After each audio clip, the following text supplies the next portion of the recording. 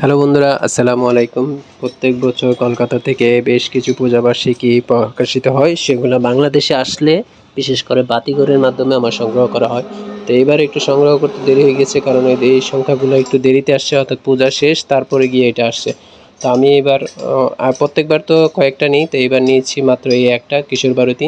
তো এটাতে উপন্যাসের যে লেখক তালিকা, এটা দেখে আমি আসলে মুগ্ধ হয়ে গেছি এবং আমার পছন্দের বেশ কিছু লেখক আছে, তাই এটা নিয়েছি। আর বড় গল্প আছে প্রায় 7 থেকে 8টা।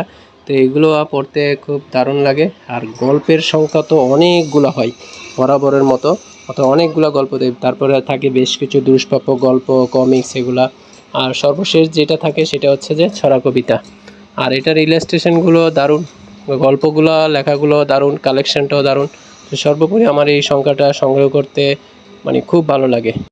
আরও ভালো লাগবে যদি আপনারা আমার এই চ্যানেলটাকে সাবস্ক্রাইব এবং ফলো দিয়ে রাখেন। আল্লাহ হাফেজ।